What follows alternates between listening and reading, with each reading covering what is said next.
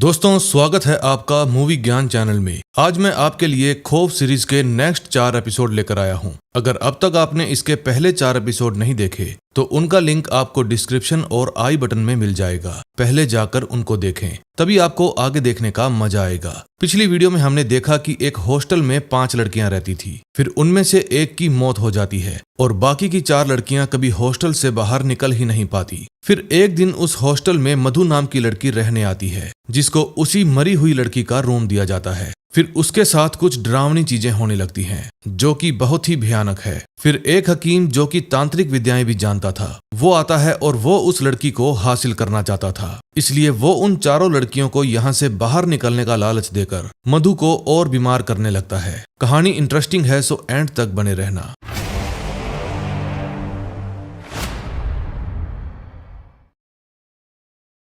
Fifth episode की शुरुआत past से होती है। तभी हम देखते हैं कि चुम, जो कि एक एयर होस्टेस है, अपने काम पर जाने से पहले अपनी फ्रेंड अनु से जाकर मिलती है और चेक करके बताती है कि तुम्हें तो तेज बुखार है, तुम दवाई लो, शाम तक ठीक हो जाओगी। लेकिन अनु उसे कहती है प्लीज तुम काम पर मत जाओ, सबके साथ कुछ ना कुछ हो रहा है, मैं नहीं चाहती तुम्हारे साथ भी हो। फिर चुम कहती है कि मेरी छुट्टियां खत्म हो गई है, इसलिए मुझे काम पर जाना ही पड़ेगा। फिर जब चुम उसकी दवाइयां बॉक्स में रखने लगती है तो अचानक से वो घोस्ट अनु के बालों को पकड़कर हवा में उठा देता है। फिर जैसे ही चुम उसकी तरफ देखती है तो वो अनु को छोड़ देता है। फिर अनु डरावनी आवाज में कहती है तू कहीं नहीं जाएगी, मैं तुझे जाने ही नहीं दूंगा। अब कहानी प्रेजेंट में आती है। रात को जब घोस्ट मधु को खींचकर कमरे में ले जाता है तो उसकी आवाज सुनकर पूरा हॉस्टल वहां पर इकट्ठा हो जाता है। वार्डन भी मधु को दरवाजा खोलने के लिए कहती है। फिर जैसे ही दरवाजा खुलता है तो सब देखते हैं कि मधु उन सबको अजीब तरीके से घूर रही है और तभी अचानक वो बेहोश होकर नीचे गिर जाती है। फिर कुछ देर बाद उसकी फ्रेंड रेनू वहां पर आती है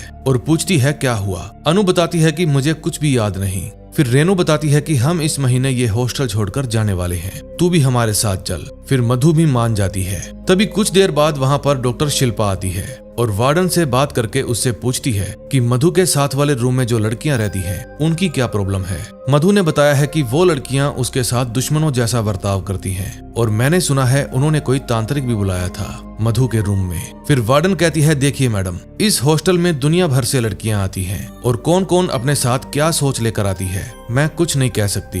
फिर डॉक्टर पूछती है कि क्या आपको अजीब नहीं लगता कि ये लड़कियां कभी हॉस्टल से बाहर ही नहीं जाती, ना इनका कोई दोस्त, ना कुलीग, ना घर वाले, कोई भी फोन नहीं करता। फिर वार्डन बताती है कि एक की फैमिली तो कल ही मुझे हॉस्टल बंद करवाने की धमकी देकर गई है और एक का पति कहता है कि मैं पुलिस लेकर आऊंगा। मैं तो इन लड़कियों को समझाते समझाते थक गई, लेकिन ये तो यहाँ से निकलना ही नहीं चाहती। मैडम, मेरा झाड़ फूक में बिल्कुल भी विश्वास नहीं है, इसीलिए तो हम आपसे अकेले में मिलना चाहते थे। अब आप ही कोई इलाज बताइए। फिर डॉक्टर कहती है इलाज तब होता है जब बीमारी का पता हो। फिर वो मधु को अपने साथ वहां से ले जाती है। फिर थोड़ी देर बाद जब चुम नीचे डॉगी को खाना खिलाने के लिए जाती है तो वहां पर हकीम फिर से आ जाता है और पूछता है वो लड़की कैसी है। चुम बताती है कि रात को उसे कुछ हुआ था। फिर सुबह उसकी लोकल गार्डियन आई और उसको अपने साथ ले गई। हकीम कहता है तुम चिंता मत करो, यहाँ जो है वो उसे वापस खींच लेगा और जब वो यहाँ पर आए तो उसको ये पिला देना। फिर वो चुम को कहता है कि मैं उस साय का नाम जानना चाहता हूँ। तभी रात को डिनर करने के बाद जब मधु उठने लगती है तो उसके पाँव में अचानक से दर्द हो जाता है। फिर मैडम उसका घाव देखकर बताती है कि ये तो किसी कीड़े ने काटा है। फिर वो पूछती है कि कल रात तुम्हारे साथ क्या हुआ था। मधु बताती है कि कल किसी ने जोर जोर से मेरा दरवाजा खटखटाया और जब मैं देखने के लिए बाहर गई तो किसी ने मुझे धक्का दिया और फिर घसीट के रूम के अंदर ले गया। उसके बाद मुझे कुछ भी याद नहीं, मैंने तो उसका चेहरा भी नहीं देखा, लेकिन कोई फोर्स सा फील हुआ। फिर मैडम कहती है कि इसको फेसलेस एंटिटी कहते हैं, तुम्हारा दिमाग बार बार वही सब कुछ दोहरा रहा है। मधु कहती है नहीं मैडम, उस रूम में जरूर कुछ है, तभी तो वो लड़कियां भी डरती रहती हैं और हॉस्टल से बाहर भी नहीं जाती। मैंने देखा है उनकी बॉडी पर हर रोज जख्मों के निशान होते हैं। फिर रात को डॉक्टर उस बारे में रिसर्च करती है और वार्डन के पास फोन करके बताती है कि मुझे अंदाजा है कि आपकी लड़कियां क्या महसूस करती हैं। मुझे लगता है कि उनके साथ कुछ बुरा हुआ है, बहुत बुरा। फिर जब रात हो जाती है तो कियारा अपने लिए पॉपकॉर्न बना कर लाती है, लेकिन तभी अपने रूम में जाते वक्त वो देखती है कि मधु अजीब तरीके से खड़ी है। फिर वो धीरे धीरे उसके पास जाने लगती है और उसको आवाज देती है, मधु दीदी क्या हुआ। फिर मधु धीरे धीरे पीछे मुड़ती है और डरावनी आवाज में कहती है, अपने रूम में जाओ। फिर कियारा अपनी मॉम के पास जाकर चिपक कर सो जाती है। फिर अगले दिन सुबह मधु जाकर कियारा को उठाती है और कहती है कि आज मैडम जल्दी ही निकल गई, आप अपना ब्रेकफास्ट कर लेना, हम शाम को मिलते हैं। उस समय मैडम हॉस्टल में गई थी उन लड़कियों का रूटीन चेकअप करने के लिए। फिर वो उन लड़कियों से मिलकर जानने की कोशिश करती है कि कहाँ से आई हो और दिल्ली क्या सोचकर आई थी।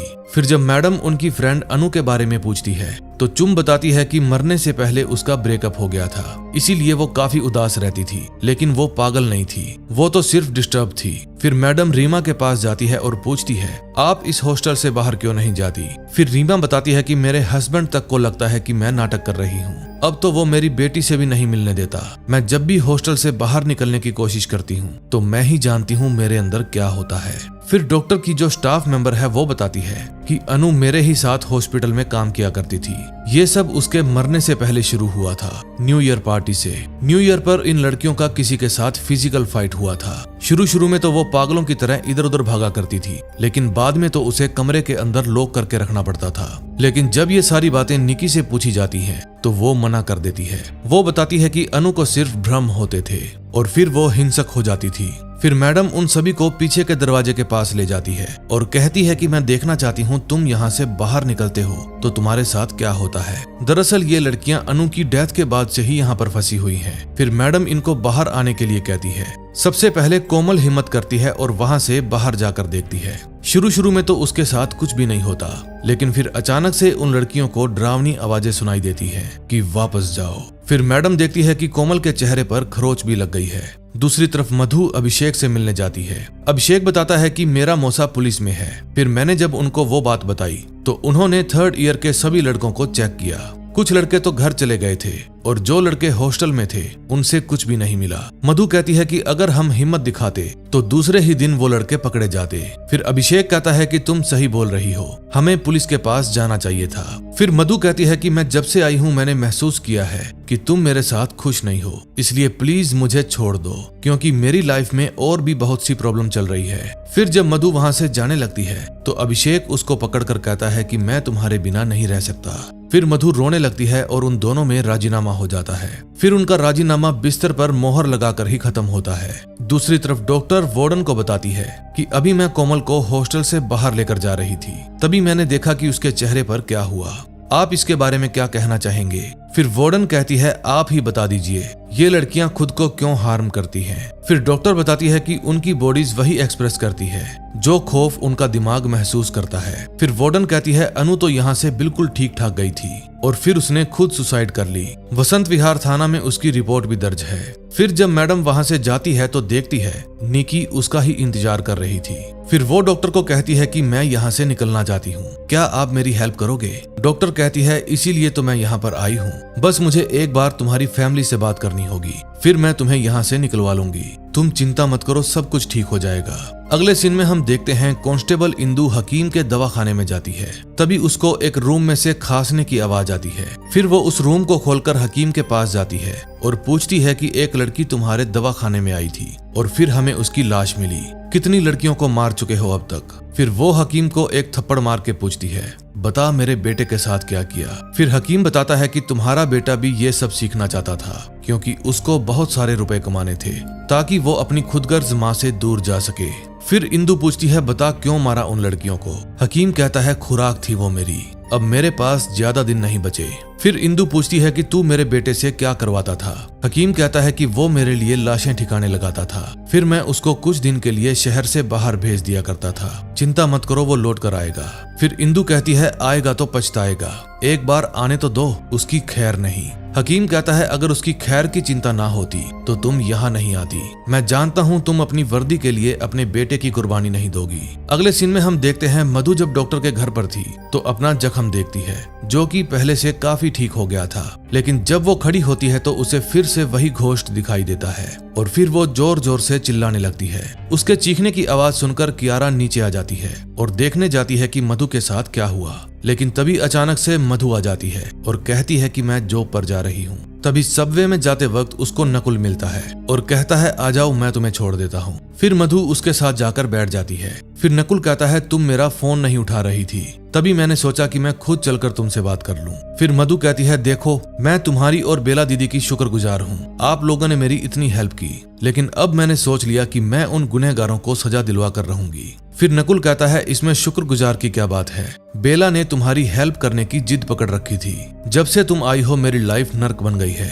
अच्छा तुम मुझे एक बात बताओ, क्या मैं चेहरे से बलात्कारी लगता हूँ? तुम्हें क्या लगता है मेरे जैसा पढ़ा लिखा औरतों का शोषण करता है? फिर मधु कहती है सॉरी मुझे उस वक्त ऐसा लगा, इसीलिए मैंने पूछा। फिर नकुल उसको भला बुरा कहने लगता है और कहता है जा मैं ही था उस रात, अब बता क्या करेगी। मैं ही अपने खून से लेटर भेजा करता था कि शायद कभी तो तुम मेरी तरफ ध्यान दोगी, लेकिन तुमने कभी भी मेरी तरफ ध्यान नहीं दिया। कितने पैसे उड़ाता था मैं तुम पर, हर रोज नया गिफ्ट ला कर देता था, एक बार तो मैंने तुझे फोन भी गिफ्ट किया था, तू मुझे यूज करती रही। ये सब बातें सुनकर मधु पैनिक हो जाती है और कहती है गाड़ी रोको। फिर वो नकुल के साथ जबरदस्ती करने लगती है, लेकिन नकुल गाड़ी नहीं रोकता। फिर वो मधु की गर्दन पकड़कर डैशबोर्ड पर मारता है और कहता है कि 10-10 लड़कों के साथ फ्लर्ट करती थी तू। जब मेरे कजन ने तुम्हारी फोटो भेजी तो मैं जलकर ढेर हो गया, लेकिन तभी अचानक से मधु उसकी आंखों में पेपर स्प्रे डाल देती है। फिर गाड़ी अनबैलेंस हो जाती है और एक पेड़ से जाकर टकरा जाती है। फिर मौका देखते ही मधु वहां से भागने की कोशिश करती है, लेकिन तभी वहां पर एक और कार आकर रुकती है। उस कार में नकुल के दोस्त थे। फिर वो लोग मधु को पकड़ लेते हैं और पीटने लगते हैं। फिर वो मार मार कर मधु को बेहोश कर देते हैं। फिर नकुल उसको ठिकाने लगाने के लिए कहता है, लेकिन उसका एक दोस्त ऐसा करने से मना कर देता है। फिर वो समझाता है कि अगर ये पुलिस के पास गई तो सुनवाई इसी की होगी, इसलिए इसका किस्सा ही खत्म कर देते हैं। लेकिन इतने में वो देखते हैं कि मधु वहां से गायब हो गई है। तभी वहां पर बारिश होने लगती है। मधु उस समय उन तीनों से बचकर जंगल में भाग जाती है। फिर वो लोग भी उसको ढूंढने लगते हैं। थोड़ी ही देर में दिन छिप जाता है और अंधेरा हो जाता है। फिर मधु भागकर जाती है और एक सुरक्षित जगह पर छिप जाती है। इतने में एक लड़का वहां पर आ जाता है और उसको पकड़ने की कोशिश करता है। फिर वो मधु को नीचे गिराकर उसके ऊपर बैठ जाता है और फोन करके अपने साथी को बुला लेता है। तभी मधु को पता नहीं क्या हो जाता है, वो उस लड़के को अपने ऊपर खींच लेती है और उसके गले पर काट लेती है। फिर खून बहने के कारण वो तड़प तड़प कर मर जाता है। ऐसा लग रहा था कि मधु में कोई भूत आ गया है। फिर जैसे ही वहां पर दूसरा लड़का आता है, मधु उसको भी खत्म कर देती है। तभी कुछ ही देर में वहां पर नकुल भी आ जाता है और देखता है कि उसके दोनों साथी मारे गए। फिर अपने साथियों को मरा हुआ देखकर वो घबरा जाता है और वहां से भाग जाता है। अगले सीन में हम देखते हैं कांस्टेबल इंदु मिश्रा जब पुलिस स्टेशन जाती है तो इंस्पेक्टर साहब बताते हैं कि तुम्हारा लड़का मिल गया है। ये रही उसकी पोस्टमार्टम रिपोर्ट। हमने तो उसको भगोड़ा घोषित कर दिया था, लेकिन तभी पता चला कि यमुनानगर चौकी को 6 महीने पहले ही एक लाश मिली थी, यमुना नदी में बहती हुई। कोई भी उसकी बॉडी को क्लेम करने नहीं आया, इसलिए पुलिस वालों ने ही उसका दाह संस्कार कर दिया। अब ये सब जानकर इंदु रोने लगती है। वहीं दूसरी तरफ मधु भी पैदल ही अपने हॉस्टल पहुंच जाती है। अब नेक्स्ट एपिसोड में देखेंगे क्या होता है। 6th एपिसोड में हम देखते हैं निकी अपने दोस्तों पर गुस्सा थी क्योंकि वो जानबूझकर मधु को जहर पिला रही थी। फिर उसकी दोस्त कहती है तुम चाहती क्या हो, हम यहीं मर जाएं। फिर कोमल निकी पर चिल्लाने लगती है कि तुझ में इतनी हिम्मत कहां से आ गई, दम है तो यहाँ से चली क्यों नहीं जाती, चल निकल यहाँ से, बाथरूम तक तो अकेले जा नहीं सकती, हमें भाषण देती है। तभी उनको बाहर से जोर जोर से दरवाजा पीटने की आवाज आती है। फिर वो सभी डरती डरती दरवाजा खोलती है और बाहर जाकर देखती हैं कि बाहर मधु खड़ी थी और वो भी अजीब तरीके से। फिर जब रीमा उसको आवाज देती है तो वो भागकर उनकी ही तरफ आने लगती है। फिर वो सभी डर कर अपना दरवाजा बंद कर लेती हैं, लेकिन मधु बाहर खड़ी सभी रूम के दरवाजे पीटने लगती है। दूसरी तरफ जीवा की मौत का पता चलने के बाद इंदु वार्डन से मिलने के लिए आती है। फिर वार्डन उसको हौसला देती है। इंदु कहती है कि किसी ने उसको मारकर नदी में फेंक दिया। मैं उससे लास्ट टाइम 31 दिसंबर को मिली थी, जब मैं तुझसे मिलने आई उससे पहले। पक्का उसी रात उसके साथ कुछ हुआ होगा। फिर वार्डन कहती है जरूर उसको हकीम नहीं मारा होगा। फिर इंदु कहती है अगर मैं ये बात पुलिस स्टेशन में जाकर बताऊंगी तो वो लोग सारा ही इल्जाम मेरे बेटे के सिर पर डाल देंगे, बोलेंगे यही लड़कियां लाता था और मार कर ठिकाने भी लगाता था, अब मैं उस डॉक्टर को ही मार डालूंगी। फिर वार्डन कहती है तेरा बेटा तो शरीफ था ना, लड़कीबाजी वो करता था, लाशों को ठिकाने वो लगाता था और उसका बदला लेने के लिए तू अपनी जॉब को दांव पर लगा देगी। तुमने अपने बेटे को इतना सिर पर चढ़ा रखा था कि वो पागल हो गया था, सारा दिन तुमसे ही लड़ता रहता, और तो और उसके अंदर इतना जहर भरा हुआ था कि वो हॉस्टल के पीछे मेरी लड़की लोग को भी परेशान करता था। किस काम का था वो? फिर ये बात सुनकर इंदु को गुस्सा आ जाता है और वो गुस्से में फिश टैंक फोड़ देती है। फिर वो कहती है कि तुझे मेरा बेटा इतना जहरीला लगता था, तभी तो तूने उसे पालने में मेरी बिल्कुल भी हेल्प नहीं की। अब मैं समझी, तू उसको अपने पास क्यों नहीं आने देती थी। मैं ही पागल थी जो तेरे कहने पर जीवा को पीटा करती थी। अब तू सड़ यहाँ अपनी काल कोठड़ी में, जब देखो हॉस्टल की लड़कियों पर हुक्म चलाती रहती है। हॉस्टल के बिना तू कुछ नहीं है।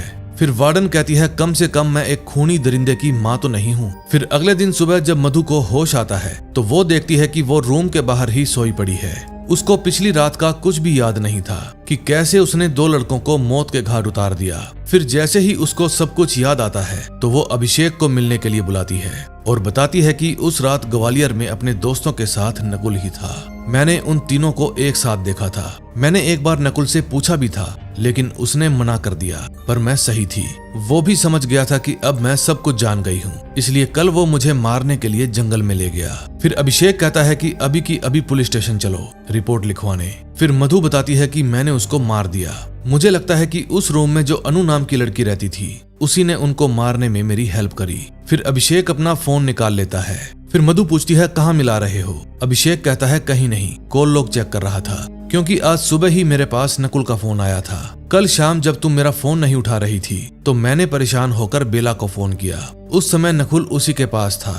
तुम्हें याद नहीं है, लेकिन किसी ने तो तुम्हारे साथ ये सब कुछ किया ही है। फिर मधु कहती है वो नकुल ही था, प्लीज मेरा विश्वास करो, और फिर वो रोने लगती है।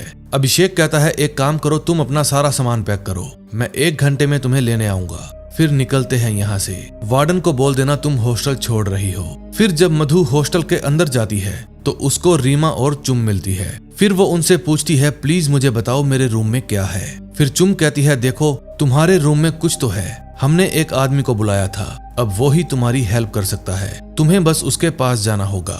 तभी वहाँ पर वार्डन आ जाती है और उसको देखकर रीमा कहती है वार्डन को कुछ मत बताना।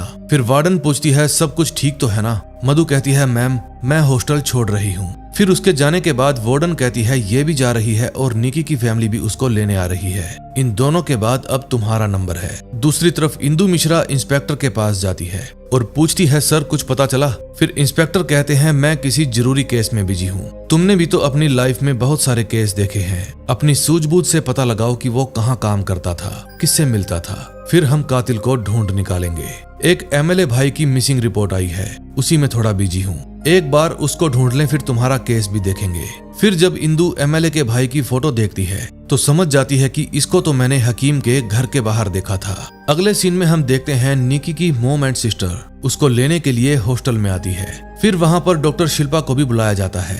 फिर वो सब मिलकर निकी को हौसला देते हैं कि तुम्हें कुछ नहीं होगा, क्योंकि वो बाहर जाते समय डर रही थी। फिर उसको रिलैक्स करने के लिए नींद का इंजेक्शन दिया जाता है। फिर सोने से पहले निकी कहती है कि अगर मुझे कुछ भी हो जाए तो प्लीज मुझे यहाँ पर वापस ले आना। फिर वो सब लोग निकी को एम्बुलेंस में लिटाकर वहाँ से ले जाते हैं। वार्डन भी उस समय डॉक्टर शिल्पा के साथ में ही थी। फिर रास्ते में उनकी कार रुकवा ली जाती है। पूछने पर उन्हें पता चलता है कि जंगल में 2 लाशें मिली हैं। ये लाशें नकुल के दोस्तों की थी जिनको कल रात मधु ने मारा था। तभी हम देखते हैं कि मधु हकीम के दवाखाने के बाहर पहुंच जाती है। फिर वो बबन से पूछती है कि रूहानी दवाखाना यही है क्या? बबन कहता है हाँ यही है, चलो मैं आपको अंदर ले चलता हूँ। फिर वो मधु को डॉक्टर के पास लेकर जाने लगता है। मधु को ये जगह अजीब लगती है। फिर बबन कहता है आप बैठिए, मैं डॉक्टर को बुला कर लाता हूँ। उस समय डॉक्टर एमएलए के भाई की बॉडी को पैक कर रहा था।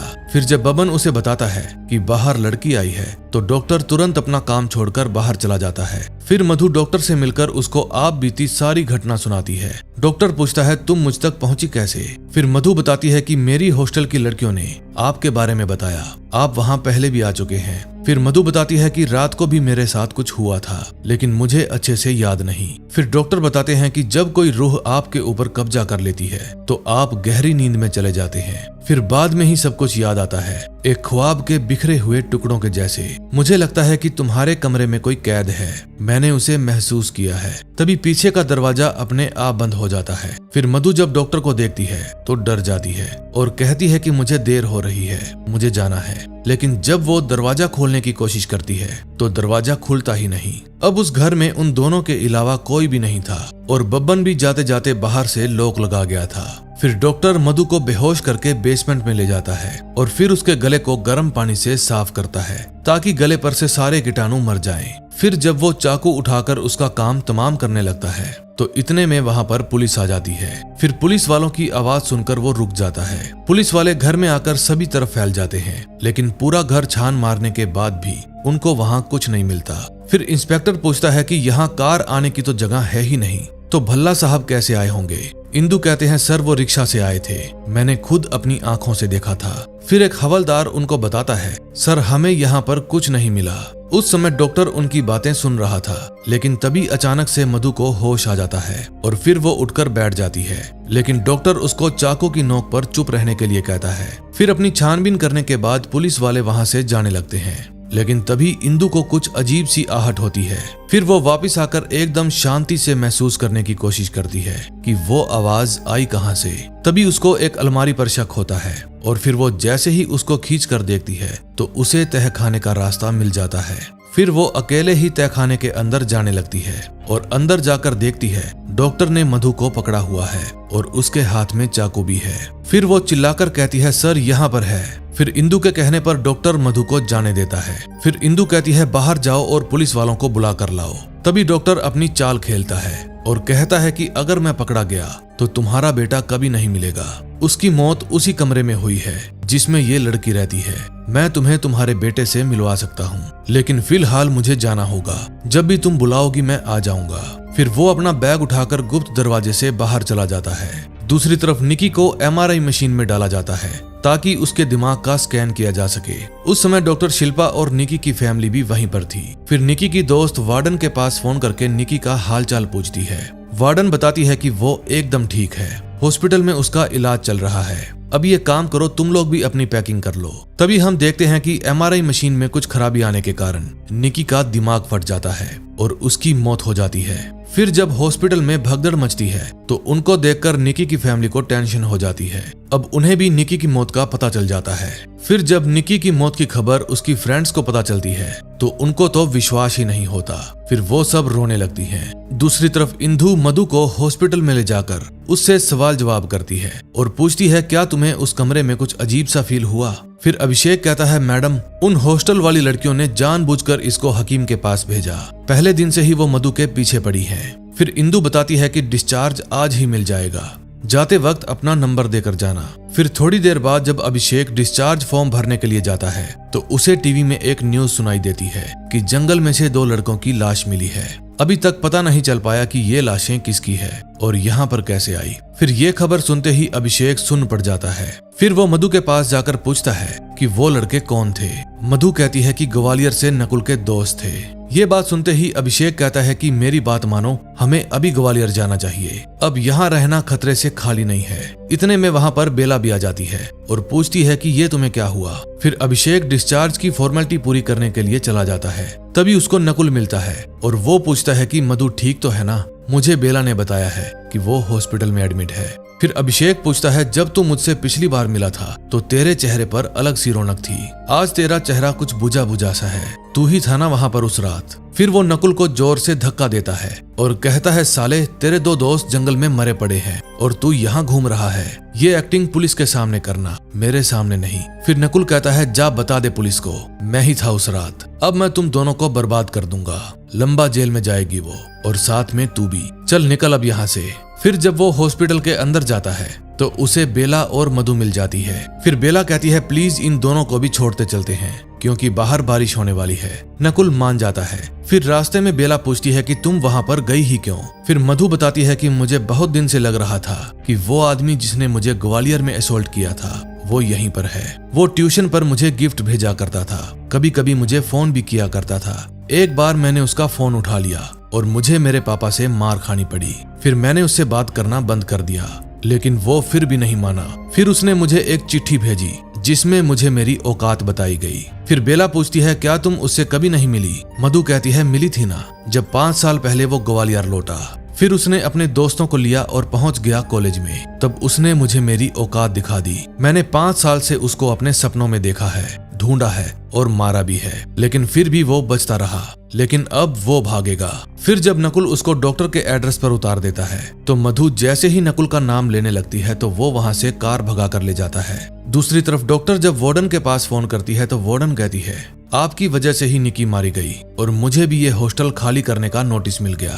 अब मुझसे बात करने का कोई फायदा नहीं। और फिर वो फोन काट देती है। तभी टीवी में डॉक्टर के रूहानी दवाखाने के अंदर का सीन दिखाया जाता है कि कैसे यहाँ पर लड़कियों को लाकर मारा जाता था। दूसरी तरफ इंदु अपने बेटे के फोन की लास्ट लोकेशन पता करती है, जो कि हॉस्पिटल के आसपास की ही दिखा रहा था। ये देखकर उसके होश उड़ जाते हैं। तभी हम देखते हैं कि वार्डन उन तीनों सहेलियों के पास जाती है और जाकर पूछती है क्या हुआ था उस रात। अब नेक्स्ट एपिसोड में देखेंगे क्या होता है। 7th एपिसोड की शुरुआत 6 महीने पहले से होती है। उन दिनों जीवा हॉस्पिटल में पेंट का काम किया करता था। फिर वहां पर पेंट खत्म करने के बाद वो उन लड़कियों के पास जाता है और पूछता है बाकी पेंट कहाँ करना है। फिर वो सभी लड़कियां मिलकर दीवार पर पेंटिंग करने लगती हैं। फिर पेंटिंग करते वक्त जीवा के हाथ में चोट लग जाती है और हाथ में खून बहने लगता है, इसलिए अनु उसके हाथ पर पट्टी बांध देती है। फिर जब वो उठने लगता है तो उसकी पॉकेट से लेजर लाइट गिर जाती है। फिर रीमा उस लाइट को उठाती है और समझ जाती है कि यही रात को हम सब पर लाइट मारकर हमें तंग करता है। फिर वो सभी लड़कियां उसे भला बुरा कहने लगती हैं। फिर जीवा जबरदस्ती अपनी लाइट छीनने लगता है। फिर रीमा उसको एक थप्पड़ लगा देती है और कहती है पकड़ अपनी लाइट और निकल यहाँ से। फिर वो जाते जाते उन सभी लड़कियों को गाली देकर जाता है। फिर नेक्स्ट डे यानी कि 31 दिसंबर को जब वो लंच करने जाती हैं तो वहां पर अपने न्यू ईयर पार्टी को प्लान करती है, क्योंकि अनु ने अपने बॉयफ्रेंड की बिल्डिंग के पास ही एक घर किराए पर लिया था और वो हॉस्टल छोड़कर जाने वाली थी। फिर रीमा कहती है कि मैं नहीं जा सकती क्योंकि मुझे आज शाम नोएडा जाना है, मेरी बेटी की 2 छुट्टियां हैं। फिर रीमा अपनी बेटी के साथ मार्केट जाती है। फिर मार्केट में थोड़ा बहुत सामान खरीदने के बाद वो अपने हस्बैंड के पास जाती है, जो कि उसका ही वेट कर रहा था। फिर उसका पति कहता है जल्दी चलो, हम लेट हो रहे हैं। रीमा कहती है चल तो लूंगी, लेकिन परसों मुझे वापिस आना पड़ेगा वरना मुझे बोनस नहीं मिलेगा। फिर उसका पति कहता है कि मैं तो नहीं आऊंगा इतनी दूर बार बार। फिर रीमा कहती है तुम मिनी को ले जाओ, मैं फिर अगले हफ्ते आ जाऊंगी। फिर उसका पति उससे नाराज होकर वहां से चला जाता है। फिर वहां से रीमा अपनी दोस्तों के पास जाती है नए घर में। अनु उसको देखकर बहुत खुश हो जाती है और बताती है कि बाकी सब खाने पीने का सामान लेने गई है। फिर अनु पूछती है आप गई क्यों नहीं? रीमा कहती है अगले हफ्ते जाऊंगी। फिर जब वो अपना बैग खोलकर देखती है तो रोने लगती है, क्योंकि उसने अपनी बेटी के लिए जो हेयर बैंड खरीदा था वो बैग में ही रह गया था और फिर वो अपनी बेटी को मिस करने लगती है। फिर रीमा रोते हुए बताती है कि मुझे नहीं जाना उस घर में, क्योंकि अगर मुझे फिर से लड़की हो गई तो वो लोग उसे फिर से गिरवा देंगे। दूसरी तरफ इंदु भी तैयार हो रही थी, क्योंकि उसे भी वार्डन के साथ किसी पार्टी में जाना था। फिर उसका बेटा जीवा उसको ताना मारने लगता है। इंदु कहती है बेटा अगर तुझे पसंद नहीं है तो मैं कैंसिल कर देती हूँ, आज रात हम दोनों एक साथ बैठते हैं। लेकिन जीवा कहता है तू जा, मुझे तेरे साथ कोई बात नहीं करनी, मैं क्यों तेरे साथ अपना टाइम खराब करूंगा, चल निकल। फिर उसकी माँ किट फिट करने लगती है कि तू तो मुफ्त की रोटियां तोड़ता है और ऊपर से मुझे पसंद भी नहीं करता। तेरा बाप हम दोनों को मारा करता था, इसीलिए मैंने उसकी छुट्टी कर दी, लेकिन नहीं करनी चाहिए थी। जब तुझे उसकी लात पड़ती ना तब तुझे समझ में आता कि दुनियादारी क्या होती है। फिर जीवा का भी मूड खराब हो जाता है, इसलिए वो बबन को हॉस्टल के पीछे मिलने के लिए बुलाता है। दूसरी तरफ रीमा पूछती है कि ये साथ वाला घर तुम्हारे बॉयफ्रेंड अमित का है ना, आज यहाँ कोई फंक्शन लगता है, तुम्हें नहीं बुलाया? अनु कहती है कि उसके घर वालों को कहाँ मेरे बारे में पता है, भला वो मुझे क्यों बुलाएगा? फिर रीमा कहती है तू देख लेना, वो कभी अपने घर वालों को बताएगा भी नहीं। उस समय उनकी बाकी फ्रेंड्स जब मार्केट में खाने पीने का सामान खरीद रही थी तो कुछ लड़के उनको छेड़ने लगते हैं, लेकिन वो तीनों उन लड़कों की बात पर कोई भी ध्यान नहीं देती और वहां से चली जाती है। फिर रात को जब वो पांचों फ्रेंड घर में एंजॉय कर रही थी तो तभी उनके घर की बेल बजती है। फिर जब चुम दरवाजा खोलने जाती है तो देखती है कि वहाँ 4-5 लड़के आए थे। फिर अनु बताती है कि ये तो मकान मालिक का बेटा सनी है। फिर सनी कहता है कि सॉरी हमें पता नहीं था कि आप लोग यहाँ पर आए हुए हो, इसलिए हम लोगों ने यहाँ पर पार्टी करने का प्रोग्राम बना लिया। फिर अनु कहती है सनी ये क्या बोल रहे हो, मैंने तुम्हारे सामने ही तुम्हारे पापा से घर की चाबी ली थी। फिर सनी कहता है देखो आप लोग भी यहाँ पार्टी कर रहे हो और हम भी यहाँ पार्टी करना चाहते हैं, क्यों ना हम सब मिलकर एक साथ पार्टी करें। ये बात सुनकर चुम गुस्सा हो जाती है और कहती है कि हमें तुम लोगों के साथ कोई पार्टी नहीं करनी, प्लीज चले जाओ यहाँ से। फिर सनी कहता है कि ये फ्लैट मेरा है, मैंने तुम्हारे नाम नहीं कर दिया, अब तुम सब निकलो यहाँ से। फिर उनमें से एक लड़का कहता है कि ये तो कोमल है, पहले ये गलत धंधे में थी। ये बात बोलते ही उन सब में हाथापाई शुरू हो जाती है। तभी वहाँ पर सनी के पापा आ जाते हैं और उनके साथ इस बिल्डिंग के और लोग भी इकट्ठा हो जाते हैं। फिर उनमें से एक लड़का कहता है कि अंकल जी, ये सभी लड़कियां वो वाली लड़कियां हैं, आपने कहाँ इनको अपने घर की चाबी दे दी। फिर सनी के पापा कहते हैं ये घर मैंने फैमिली को देने के लिए दिया था, इसलिए प्लीज तुम सब लोग यहाँ से चली जाओ वरना मैं पुलिस बुला लूंगा। इतने में वहाँ पर अनु का बॉयफ्रेंड भी आ जाता है, लेकिन वो कुछ भी नहीं बोलता, बस बाहर खड़ा सारी बातें सुनता रहता है। फिर अंकल उन सबको वहाँ से निकाल देते हैं। फिर वो सभी हॉस्टल जाने के लिए एक ऑटो करती हैं, लेकिन अनु कहती है आप सब जाइए, मैं अमित से बात करके आती हूँ। फिर वो अमित से मिलने के लिए जाती है और पूछती है कि जब अंकल हमें निकाल रहे थे तब तुम वहीं पर थे, तुम कुछ बोले क्यों नहीं। अमित कहता है तुम मुझे एक बात बताओ, तुम मुझे बिना बताए मेरी सोसाइटी में शिफ्ट क्यों हो गई, ऐसी फ्रेंड्स है तुम्हारी। अब मेरे पेरेंट्स और सोसाइटी वालों को तुम्हारी फ्रेंड्स के बारे में पता चल गया है, तुम्हारी दोस्तों में से एक प्रोस्टिट्यूट भी थी। फिर अनु कहती है कि तुम्हारे घर में फंक्शन था, तुमने मुझे बताया तक नहीं। फिर अमित कहता है एक्चुअली मैं तुम्हें बताने ही वाला था कि आज मेरी एंगेजमेंट हो गई। ये बात सुनकर अनु के पांव तले से जमीन खिसक जाती है। दूसरी तरफ ऑटो में वो चारों आपस में बहस कर रही थी। फिर ऑटो वाले अंकल कहते हैं बस करो कुड़ियो, ना लड़ो, मेरी भी 5 कुड़ियां ने, वो भी आपस विच सारा दिन लड़दिया रहंदियां ने, रब खुश रखे। तभी निकी सिगरेट जला लेती है और ये देखकर सरदार जी को गुस्सा आ जाता है। फिर वो उन सबको ऑटो से नीचे उतरने के लिए कहते हैं और कहते हैं तुहानू बुजुर्ग बंदे दा बिल्कुल भी लिहाज नहीं। उस समय जीवा भी बबन के साथ बैठकर शराब और सिगरेट पी रहा था। फिर वो बबन को कहता है क्या बोलता है भाई, आज 1-2 लड़कियों को दबोच लेते हैं, फिर रात भर मजे करेंगे। बबन कहता है क्या बकवास कर रहा है, जेल में जाना है क्या तेरे को। फिर बबन उठकर वहाँ से चला जाता है। तभी उसके पास उसकी माँ का फोन आता है, लेकिन वो फोन काट देता है। फिर वो अपनी पॉकेट में से हकीम की बनाई हुई दवा निकालता है जो उसने चुराई थी और उसको पी जाता है। उसको पता भी नहीं था कि ये दवा किस चीज की है, बस ये तो लड़कियों को अपने वश में करना चाहता था। फिर जब वो वहाँ से जाने लगता है तो उसको अनु आती हुई दिख जाती है। फिर वो वहीं पर छुप जाता है और उस पर लेजर लाइट मारने लगता है। फिर वो आवाज लगाता है कहाँ जा रही हो डार्लिंग, अंदर आजा, बहुत मजे दूंगा। फिर अनु कहती है क्यों हर रोज दीवार के पीछे छुपकर कुत्ते की तरह भौंकता रहता है, दम है तो सामने आकर बात कर। फिर उसकी मर्दानगी जाग जाती है और फिर वो अनु के सामने आकर कहता है बड़ी गर्मी चढ़ रही है तेरे को। फिर अनु कहती है गर्मी सर्दी सब कुछ चढ़ गई है, दम है तो अंदर आकर उतार दे। फिर अनु हॉस्टल के अंदर चली जाती है और जीवा बाहर खड़ा खड़ा उसको देखता रहता है। फिर अंदर जाने के बाद अनु फिर से आवाज लगाती है क्यों फट गई, ठंडी हो गई तेरी मर्दानगी, अगली बार औकात में रहना। फिर अनु टेरिस पर चली जाती है क्योंकि उसकी बाकी की दोस्त वहीं पर आग जलाकर बैठी हुई थी। फिर वो अपनी दोस्तों को बताती है कि वो लड़का आज फिर से लाइन मार रहा था, मैंने उसको कह दिया अगर हिम्मत है तो अंदर आकर बात कर। आज गार्ड भी पता नहीं कहाँ मर गया, गेट पर था ही नहीं। फिर निकी कहती है तू चिल कर, मैं अभी सिगरेट लेकर आती हूँ। फिर वो अपने रूम में जाती है और सिगरेट लेकर वापस आती है, लेकिन ऊपर जाते वक्त उसको जीवा मिल जाता है। फिर जीवा उसको एक थप्पड़ मारता है और कहता है कहाँ है वो तेरी सहेली जो मुझे मर्दानगी दिखा रही थी। फिर वो ऊपर टेरिस पर पहुंच जाता है और वहां जाते ही अनु को पकड़कर चूम लेता है, लेकिन अनु उसके सिर पर दारू की बोतल फोड़ देती है। फिर उन सब में हाथापाई होने लगती है, लेकिन तभी रीमा एक जलती हुई लकड़ी उठाकर उससे जीवा को पीटने लगती है, लेकिन शराब में भीगा होने के कारण उसको आग लग जाती है। फिर वो सब डर जाती हैं और आग बुझाने की कोशिश करती हैं। फिर काफी मेहनत के बाद जीवा की आग बुझ जाती है। फिर चुम उसको चेक करके बताती है कि ये तो मर गया है। इतने में उन सभी को हॉर्न की आवाज सुनाई देती है और वो समझ जाती हैं कि वार्डन आ गई। उस समय उसके साथ जीवा की माँ भी थी। फिर वो कहती है कि टेरिस पर आग किसने जलाई। वार्डन कहती है जरूर उन लड़कियों का काम होगा, वो पार्टी कर रही होंगी। तभी रीमा देखती है कि जीवा के फोन पर उसकी माँ का फोन आ रहा है और वो समझ जाती है कि ये पुलिस वाली का बेटा है जो कि वार्डन की फ्रेंड है। फिर वो पैनिक हो जाती है और कहती है कि जल्दी छुपाओ इसको।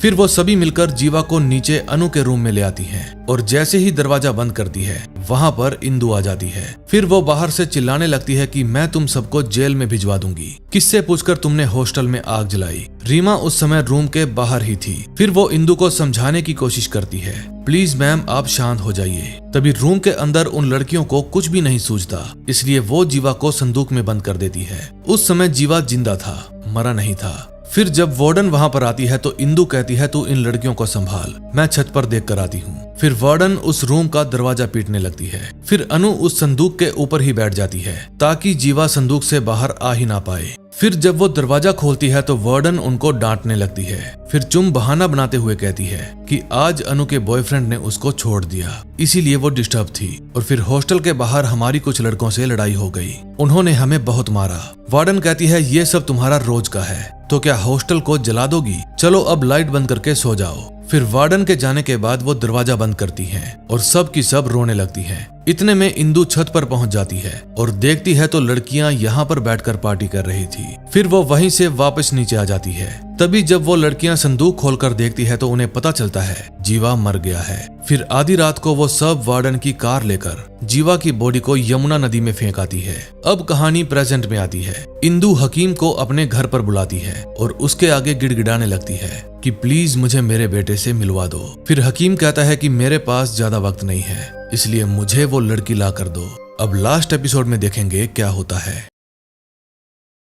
लास्ट एपिसोड की शुरुआत पास्ट से होती है। ये उस दिन की बात है जिस दिन अनु की मौत हुई थी। मौत होने से पहले अनु ये हॉस्टल छोड़कर जाने वाली थी क्योंकि वो यहाँ दिन ब दिन बीमार होती जा रही थी। फिर चुम उसको रोकने की कोशिश करती है और कहती है प्लीज तुम हम सबको छोड़कर मत जाओ, लेकिन अनु कहती है तुम्हें दिखता नहीं है कि मेरी यहाँ क्या हालत हो गई है, अब मैं और सहन नहीं कर पाऊंगी, मुझे यहाँ से जाना है। फिर वार्डन वहाँ पर आती है और चुम कार से बाहर आ जाती है। फिर वार्डन उसको लेकर वहाँ से निकल जाती है। रास्ते में वार्डन उसको समझाती है कि एक लड़के के पीछे ऐसे पागल नहीं होते, तुम अभी यंग हो, 10 लड़के आएंगे 10 जाएंगे, तुम घर जाकर आराम करो, जब ठीक हो जाए तो फिर से आ जाना, वो कमरा मैं तुम्हें ही दूंगी। तभी चलते चलते अचानक से कार की डिग्गी खुल जाती है और अनु का बैग बाहर गिर जाता है। फिर वार्डन कहती है बैग कैसे गिर गया, तुम रुको मैं लेकर आती हूँ। फिर अनु उसको रोकने की बहुत कोशिश करती है, प्लीज मैम बैग को जाने दो, आप गाड़ी चलाओ, लेकिन वार्डन कहती है तुम रुको ना, मैं अभी आती हूँ। फिर जब वार्डन बैग लेने के लिए जाती है तो अनु को पीछे वाली सीट पर घोस्ट बैठा हुआ दिखाई देता है। फिर वो कार से उतरकर जंगल की तरफ भागने लगती है। फिर वार्डन उसको पीछे से आवाज लगाती है, अनु वापिस आओ, लेकिन तभी अचानक से घोस्ट आता है और अनु को ट्रक के सामने धक्का मार देता है। देखने पर वार्डन को ऐसा लगता है कि अनु ने सुसाइड की है। अब कहानी प्रेजेंट में आती है। तभी हम अभिषेक को देखते हैं जो रात को अपने मोबाइल में नकुल के दोस्तों की मर्डर न्यूज पढ़ रहा था। उस समय मधु उसके ही घर पर थी और अजीब अजीब सी हरकतें कर रही थी। तभी वहाँ लाइट चली जाती है और तेज बारिश होने लगती है। फिर वो किचन में मोमबत्ती ढूंढने के लिए जाता है और जब मोमबत्ती जलाकर बाहर आता है तो उसे अनु के पास से अजीब सी रोने की आवाज आती है। फिर वो अनु के पास जाता है तो देखता है वो अजीब तरीके से खड़ी होकर बाहर की तरफ देख रही है। फिर वो कहता है मधु प्लीज दवाई ले लो, लेकिन मधु कहती है तू किसी काम का नहीं है, उन लड़कों ने मिलकर मुझे उठा लिया और तू कुछ नहीं कर पाया, इसलिए मुझे खुद ही अपना बदला लेना पड़ेगा। मैं पागल हूँ जो मैंने तेरे साथ टाइम वेस्ट किया। जिम जाकर बॉडी बनाता है और मुसीबत पड़ने पर भाग जाता है, औकात देख अपनी। ये बात सुनकर अभिषेक को गुस्सा आ जाता है, लेकिन फिर वो गुस्से को पी जाता है। वो मधु को पकड़कर कहता है कि बस कर मधु, बहुत हो गया, अब हम यहाँ नहीं रहेंगे, एक काम करते हैं हम डॉक्टर शिल्पा के पास चलते हैं, शायद वो हमारी कुछ हेल्प कर सके। लेकिन मधु कहती है वहाँ नहीं, मुझे हॉस्टल जाना है, वो है ना वहाँ तीनों, मुझे उनसे बदला लेना है। दूसरी तरफ वार्डन अब हॉस्टल खाली करवा रही थी क्योंकि उसको ये बिल्डिंग खाली करने के ऑर्डर आए थे। तभी उनमें से एक लड़की जो हॉस्पिटल में काम किया करती थी अपनी दोस्त को कहती है कि मैं नहीं जा पाऊंगी क्योंकि रीमा को कभी भी बच्चा हो सकता है। फिर उसकी दोस्त वहां से चली जाती है। आज बारिश कुछ ज्यादा ही हो रही थी, इसलिए बिल्डिंग पुरानी होने की वजह से उसकी छतें टपक रही थी। फिर वार्डन अपने ऑफिस में से फाइलें और कंप्यूटर वगैरह ऊपर स्टोर में भेज देती है। तभी वहां लाइट भी चली जाती है। फिर वार्डन देखती है कि रीमा, कोमल और चुम बाहर गेट के पास खड़ी है। फिर रीमा गेट खोलती है और कहती है वैसे भी तो मर मर के ही जी रहे हैं, चलो चलते हैं यहाँ से। फिर चुम कहती है पहले मैं जाऊंगी, लेकिन तभी वार्डन उन्हें आवाज लगाती है, बच्चों क्या कर रहे हो, तुम चलो अंदर, बाहर मत जाना। फिर जब रीमा के जाने की बारी आती है तो उसको लेबर पेन छिड़ जाते हैं। फिर चुम भी भागकर वापस आ जाती है। इतने में वहां पर वार्डन भी आ जाती है और रीमा को अंदर चलने के लिए कहती है। फिर रूम में ले जाने के बाद वो सभी लड़कियां रीमा की हेल्प करती हैं ताकि उसकी डिलीवरी सही से हो जाए। सरला भी उस समय उसी की हेल्प कर रही थी जो कि सेकंड फ्लोर पर रहा करती थी। फिर सरला अपने रूम में सामान लेने के लिए जाती है और वापस आते समय देखती है कि मधु वहां पर खड़ी है जो कि बहुत ही अजीब सा बिहेव कर रही थी। फिर वो मधु के पास जाकर पूछती है आर यू ओके, लेकिन तभी मधु उसको घुमाकर दूर फेंक देती है। उसके चीखने की आवाज सुनकर चुम कहती है मैं देख कर आती हूँ, और जब वो बाहर जाकर देखती है तो मधु को देखकर हैरान रह जाती है। फिर मधु भागकर चुम की तरफ जाती है और उसको घसीटकर बाहर ले जाने लगती है। ये सब देखकर सरला तो वहां से खिसक लेती है। इतने में वहां पर गार्ड और सर्वेंट आ जाते हैं और मधु को पकड़ लेते हैं। वार्डन भी जब ऊपर आती है तो सरला से पूछती है क्या हुआ। इतने में चुम फायर एक्सटिंग्विशर लाती है और उससे हीट करके मधु को बेहोश कर देती है। फिर वार्डन डॉक्टर शिल्पा के पास फोन करती है, लेकिन फोन साइलेंट होने के कारण उनको पता ही नहीं चलता। फिर वार्डन सरला को हॉस्पिटल भिजवा देती है क्योंकि उसको काफी सारी चोटें आई थी। इतने में चुम हकीम के पास कॉल कर देती है कि मधु वापस आ गई है, हमने उसको बेड पर बांध दिया है, वो बहुत वायलेंट हो रही है, अब बताओ क्या करना है। फिर हकीम कहता है कि अब हमें कुछ नहीं करना, जो करेगा जीवा करेगा, बस तुम उसको वो जहर पूरा पिला दो। जब जीवा उसमें पूरी तरह से बच जाएगा तब मैं उसको लेने के लिए आऊंगा। फिर कोमल और चुम मधु के रूम में जाती है और उसको जबरदस्ती वो दवा पिला देती है। वो दवा पीते ही मधु अलग ही दुनिया में पहुंच जाती है। वो चिल्लाती तो है लेकिन उसकी आवाज बाहर नहीं जाती। अब उसको अनाप शनाप चीजें दिखाई देने लगती हैं। कीचड़ में डूबे हुए कुछ ऐसे लोग जो उसके बुरे अतीत के साथ जुड़े हुए हैं। अब उसको वो सब नजर आने लगा था जो 5 साल पहले उसके साथ कॉलेज में हुआ था। फिर उसको जीवा की आवाज सुनाई देती है कि मैं जानता हूँ तुम्हें बदला चाहिए, मैं दिलवाऊंगा बदला, बस तू लड़ना छोड़ दे और चल मेरे साथ। इतने में इंदु मिश्रा भी वहां पर पहुंच जाती है जो कि बहुत ही गुस्से में थी। फिर वो वार्डन के पास जाती है और पूछती है तुमने ही जीवा को यहाँ पर काम पर लगाया था ना, तभी तो वो उन लड़कियों से मिला। फिर वार्डन कहती है छोड़ो ना इंदु ये सब, रीमा को बच्चा होने वाला है और कोई डॉक्टर भी यहाँ पर आने को तैयार नहीं है। फिर इंदु कहती है तरसने दो उसको अपने बच्चों के लिए, उन सब लड़कियों ने मिलकर मेरे बेटे को मारा है और तुमने ही लाश ठिकाने के लिए उन्हें कार की चाबी दी थी। फिर वार्डन कहती है कि उस रात तुम मेरे साथ थी। मेरा विश्वास करो मुझे इस बारे में कुछ नहीं पता, मुझे बस इतना पता था कि जीवा पीछे के रास्ते से उन लड़कियों को छेड़ा करता था। फिर इंदु कहती है कि बाप भाई और बॉस के सामने तो इन लड़कियों की जबान नहीं खुलती और मेरे बेटे से परेशान हो गई, अब एक एक को हिसाब देना होगा। तभी जब चुम फोन करने के लिए रूम से बाहर आती है तो उसको वहां इंदु मिल जाती है। फिर इंदु उसके कान पर जोर से थप्पड़ मारती है और कहती है कि तुम सब की सब मरोगी। फिर इंदु रूम नंबर 333 में जाती है और वहां जाकर अपने बेटे को पुकारने लगती है। तभी हम देखते हैं कि हकीम जो कि इंदु मिश्रा की कार में ही बैठा हुआ था फिर से अपनी दवा की बोतल निकालता है और पूरी पी जाता है और उसके बाद वो उन लड़कियों के पास जाने लगता है। लेकिन तभी वार्डन उसे देख लेती है और कहती है कि तुम्हारी इतनी हिम्मत, और फिर वो उसको मारकर नीचे गिरा देती है। हकीम फिर से खड़ा हो जाता है और वार्डन उसे फिर से मारती है, लेकिन फिर हकीम उसका गला पकड़ लेता है और उसको लेकर नीचे कूद जाता है। हकीम तो किसी बिल्डिंग की सीढ़ियों पर गिर जाता है, लेकिन वार्डन नीचे गिर जाती है और अधमरी हो जाती है। दूसरी तरफ मधु अब भी खुद से ही लड़ रही थी। उसके अंदर बैठी जीवा की आत्मा उसको बार बार कहती है कि तू लड़ना छोड़ दे और चल मेरे साथ, लेकिन मधु उससे लड़ना नहीं छोड़ती। अभिषेक का प्यार था जो उसको हारने नहीं देता। तभी मधु जोर जोर से हिलने लगती है और फिर वो हवा में उड़ जाती है। फिर उसके अंदर से जीवा की आत्मा बाहर आ जाती है जो उस पूरी बिल्डिंग को तहस नहस कर देती है। जीवा की आत्मा इसलिए बाहर आ गई थी क्योंकि मधु उससे हार ही नहीं मान रही थी। फिर जीवा की आत्मा हकीम के अंदर घुस जाती है। इतने में रीमा भी एक बच्चे को जन्म दे देती है। तभी हम देखते हैं कि मधु जो बिल्कुल ठीक हो चुकी थी अपने बेड से उठती है और देखती है कि इंदु मैडम उसके पास में ही पड़ी हुई है क्योंकि उसके गले में एक तीखी लकड़ी घुस गई थी। फिर जब उसे रोते हुए बच्चे की आवाज आती है तो वो सीधा रीमा के रूम में जाती है, लेकिन मधु को देखकर उन सभी को लगता है कि जरूर ये हमें मारने आई है। फिर चुम चाकू लेकर उसको मारने दौड़ती है क्योंकि उसको नहीं पता था कि मधु ठीक हो गई है। इसलिए वो उसको मारने की पूरी कोशिश करती है। लेकिन मधु कहती है नहीं दीदी, मुझे जाने दो, अब कभी मैं यहाँ पर वापस नहीं आऊंगी। फिर कोमल के कहने पर चुम उसको छोड़ देती है और कहती है जाओ और कभी वापस मत आना। इतने में हकीम भी वहाँ पर आ जाता है। फिर चुम उसे कहती है अब हमें तुम्हारी जरूरत नहीं है, तुम जाओ यहाँ से। लेकिन वो उनकी बात नहीं सुनता। तभी चुपके से वहाँ पर रामू कुल्हाड़ी लेकर आ जाता है और हकीम को मारने की कोशिश करता है, लेकिन उससे पहले ही हकीम उसको मार देता है।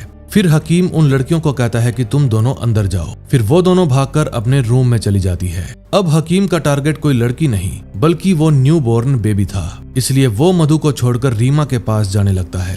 अब मधु को उनसे कोई भी लेना देना नहीं था, इसलिए वो वहाँ से जाने लगती है। फिर हकीम उसके रूम का दरवाजा तोड़कर अंदर आ जाता है और वहाँ आते ही वो चुम और कोमल को पीट देता है। तभी नीचे जाते वक्त मधु को एक कुल्हाड़ी मिलती है। फिर वो उस कुल्हाड़ी को लेकर ऊपर आती है और आते ही हकीम का सिर धड़ से अलग कर देती है। फिर अगले दिन वहाँ पर पुलिस आ जाती है और जितने भी लोग यहाँ पर मरे थे उनकी बॉडी ले जाने लगती है। फिर डॉक्टर शिल्पा रीमा से पूछती है कि तुम सब लोग अंदर तो रह नहीं सकती, क्या तुम श्योर हो कि बाहर सुरक्षित रहोगी? रीमा कहती है हाँ, अब हम सेफ हैं। फिर जब एक पुलिस वाली उनका स्टेटमेंट लेने के लिए आती है तो डॉक्टर कहती है वो सीरियल किलर था, अगर ये लड़कियां उसे नहीं मारती तो वो इन्हें मार देता। एक बार इन लड़कियों को संभल जाने दो, फिर आप इनकी स्टेटमेंट भी ले लेना। अब इस घटना को 1 महीना बीत जाता है। रीमा, कोमल और चुम ये तीनों अभी भी एक साथ ही रहती थी, लेकिन अच्छी बात ये थी कि रीमा के पास अब उसकी बड़ी बेटी भी थी। अब अभिषेक भी हॉस्पिटल में भर्ती था क्योंकि उसकी ये दर्दनाक हालत मधु ने ही की थी और अब भी मधु उसी के साथ बैठी थी और उसके होश में आने का इंतजार कर रही थी। लास्ट सीन में हम देखते हैं बेला और नकुल की शादी का प्रोग्राम चल रहा था, लेकिन तभी नकुल को मधु दिखाई देती है, लेकिन तभी वो अचानक से गायब भी हो जाती है। फिर वो अपसेट हो जाता है। तभी कुछ देर बाद वहाँ पर पुलिस वाले आते हैं और नकुल से पूछताछ करने लगते हैं कि तुम्हारे दोस्त जब मरे थे तो उस समय तुम कहाँ थे? नकुल कहता है मेरे फादर की तबीयत खराब थी, उस समय मैं घर पर था। फिर बेला कहती है तुम खुलकर क्यों नहीं बोलते? दरअसल एक लड़की है जो हाथ धोकर नकुल के पीछे पड़ी है, जरूर उसने और उसके बॉयफ्रेंड ने मिलकर इसके दोस्तों को मारा होगा। वो नकुल को मुझसे छीनना चाहती है। फिर नकुल उसको चुप रहने के लिए कहता है और अपने रूम में चला जाता है। फिर कुछ देर बाद उसके पास बेला का फोन आता है और वो कहती है कि अगर तुम ठीक हो तो प्लीज नीचे आ जाओ, लेकिन नकुल गुस्से में कहता है नहीं आना मुझे नीचे, जितना प्रोग्राम होना था हो गया। फिर जब वो फोन काटता है तो देखता है मधु उसके ही सामने खड़ी है जो धीरे धीरे उसी की तरफ बढ़ रही थी। मधु को देखकर लग रहा था कि जीवा की आत्मा फिर से उसमें प्रवेश कर गई है। फिर वो नकुल को ऊपर से नीचे फेंक देती है और इस तरह से मधु का बदला पूरा होता है। नकुल को मारने के बाद मधु फिर से अभिषेक के पास पहुंच जाती है और इसी के साथ इस सीरीज का एंड हो जाता है। दोस्तों, इस सीरीज को देखकर आपको क्या लगता है? आपके जो भी विचार हों कमेंट में जरूर लिखें और अगर आपको मेरी एक्सप्लेनेशन अच्छी लगी हो तो प्लीज वीडियो को लाइक करके चैनल को सब्सक्राइब कर दें। हम मिलेंगे ऐसी ही और मजेदार वीडियोस के साथ। Till then bye bye.